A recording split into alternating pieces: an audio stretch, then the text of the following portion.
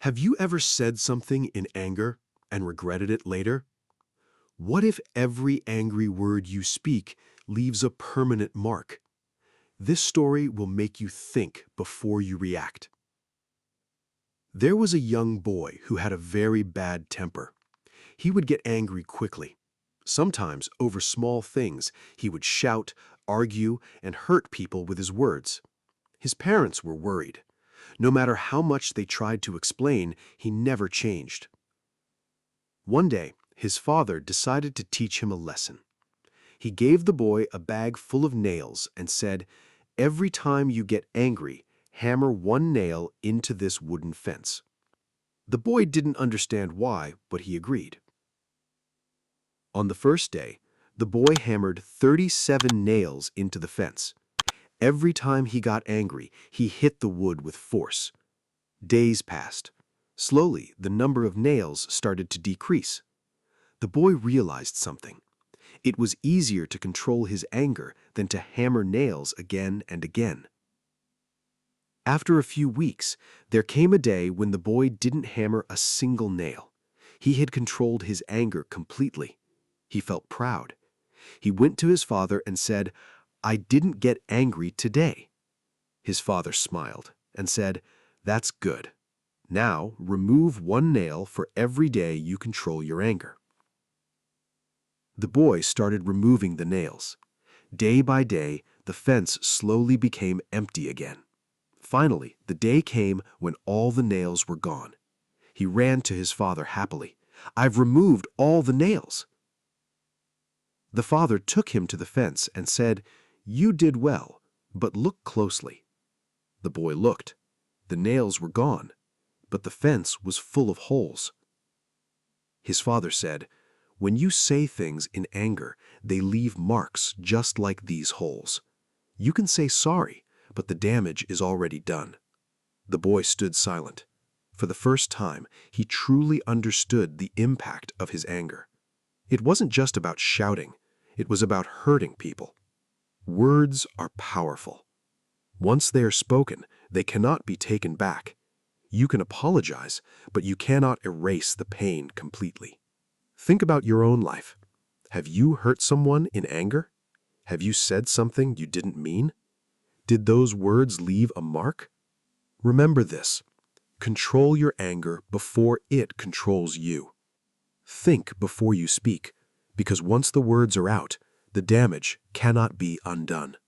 So next time you feel angry, pause for a moment, because sometimes silence is better than regret. Have you ever been hurt by someone and carried that pain for a long time? What if I told you that sometimes the real problem is not what happened, but what you continue to carry? Two monks were walking together on a long journey. They had been traveling for days, moving through forests, villages, and narrow paths. Both were calm and disciplined, following the rules of their spiritual life. One important rule they followed was they were not allowed to touch a woman. One day, as they were walking, they reached a muddy road after heavy rain. The path was difficult to cross. There, they saw a young woman standing at the edge. She looked worried. Her clothes were clean, and she didn't want to step into the mud. She asked for help. The younger monk immediately hesitated. He remembered the rule. We are not allowed to touch a woman. But the older monk didn't say anything. He simply stepped forward. He lifted the woman in his arms and carried her across the muddy road. He placed her safely on the other side.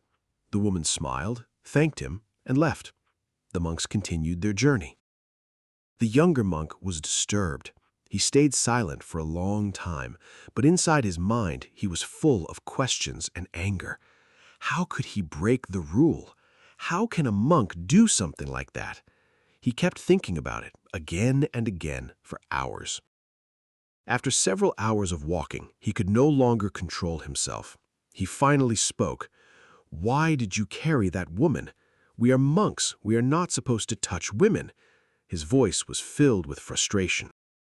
The older monk stopped walking. He looked at the younger monk calmly and said, "I left the woman on the road hours ago. Then he paused and added, "But you are still carrying her in your mind." The younger monk went silent. In that moment, he understood everything. The problem was not the action. The problem was attachment. The older monk helped someone and moved on, but the younger monk carried the burden for hours. This story is not about rules.